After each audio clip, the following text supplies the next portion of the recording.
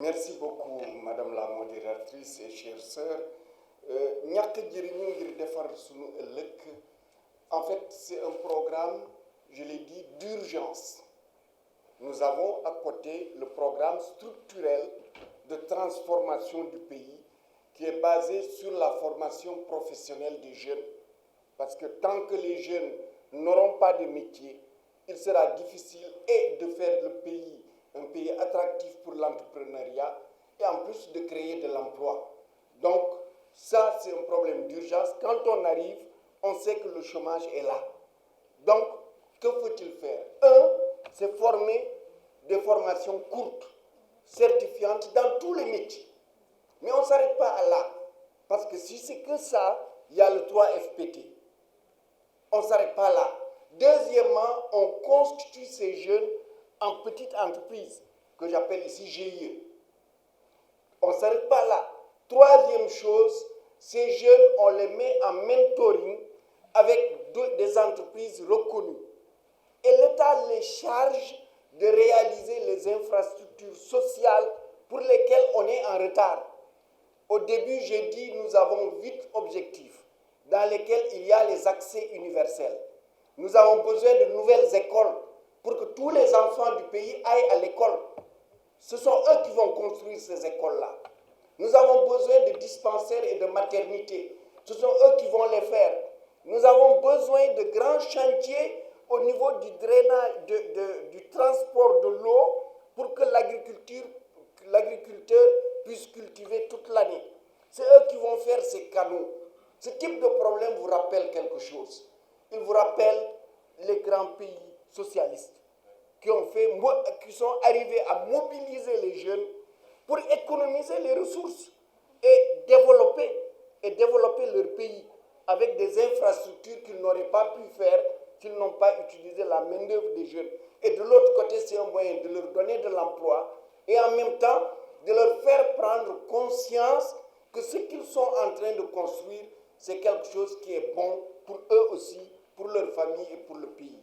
Donc ça, en raccourci, ñàkk jëriñu. Professeur Mbouda, alors, non, j'ai parlé d'innovation. J'en ai parlé juste un niveau qui est au niveau de l'agriculture, où j'ai parlé de recherche-innovation qui est essentielle pour faire décoller notre agriculture.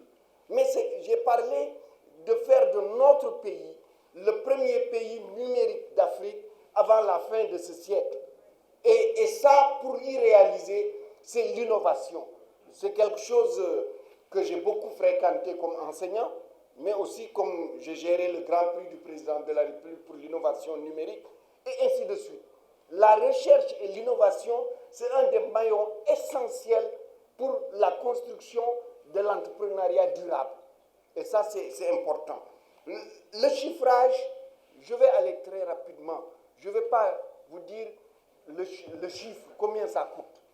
Non, parce que moi, je n'ai pas peur de l'argent. En ce sens que j'ai toujours compris une chose.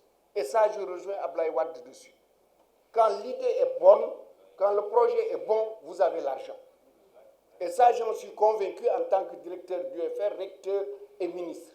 Chaque fois, je peux avoir les ressources parce qu'on a un projet bon. La deuxième chose, je n'ai pas peur de la dette si elle participe à la construction du pays.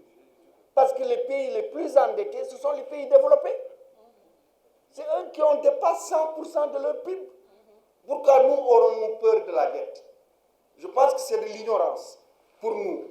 Donc, le chiffrage, je peux vous dire, mais je ne vais pas trop traîner dessus, parce qu'il y a une refonte de l'État sur les dépenses inutiles, sur tout ce qui est lié à la corruption, parce que le numérique, je vais l'utiliser pour interconnecter tous les systèmes d'information du trésor, des domaines, des impôts, des douanes, du cadastre.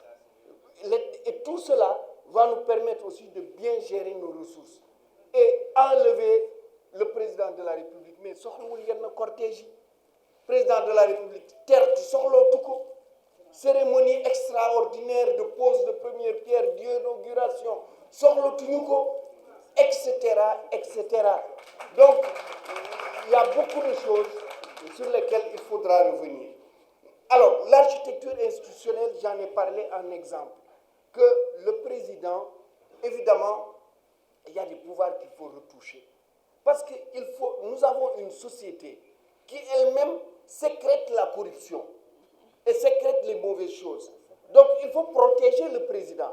C'est pourquoi nous disons que pour des nominations, on vient un peu à l'américaine, que le président va proposer à l'Assemblée, l'Assemblée auditionne et on nomme pour avoir des gens compétents. Le Premier ministre aussi, ce sera pareil. Et il y a maintenant les rapports entre le président et le PM. Parce que dans notre pouvoir présidentiel, le PM, un peu, c'est le bras armé du président. Donc, il faudra gérer cela. Il y a une réforme de l'Assemblée nationale, j'en ai pas parlé.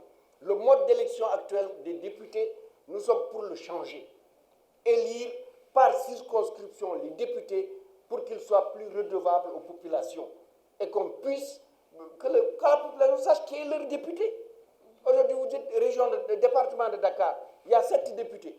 Mais qui peut vous citer les 7 députés? Personne. C'est les partis qui les désignent, etc., etc. Donc il y a beaucoup de choses ici, vraiment.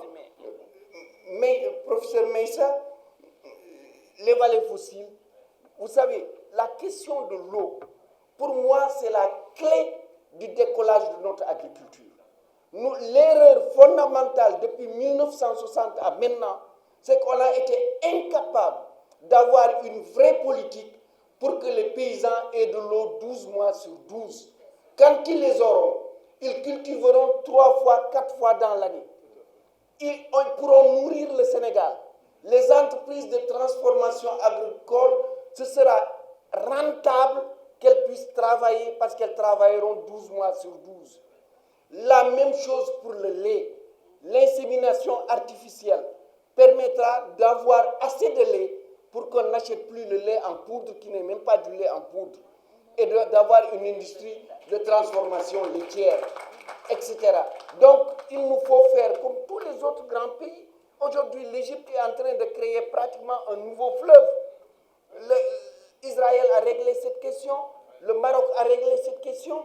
Nous, on a le fleuve du Sénégal, on veut avoir non seulement le canal du Ferlo, mais revitaliser les vallées fossiles, construire le canal de Gandiol, construire 5 canaux au niveau de Podor, Matam, Kanel, Bakel, pour joindre le fleuve au niveau du Djeri, faire la même chose pour la Gambie et la Casamance au niveau de Kédougou et de Tamba, et reprendre la souveraineté sur le fleuve Sénégal. Parce que tant qu'on ne remettra pas en cause certaines questions au niveau de l'OMVS, nous ne pourrons pas avoir la main sur cette question qui est critique pour le Sénégal, alors qu'elle ne l'est pas pour la Mauritanie. Donc voilà un peu quelques éléments.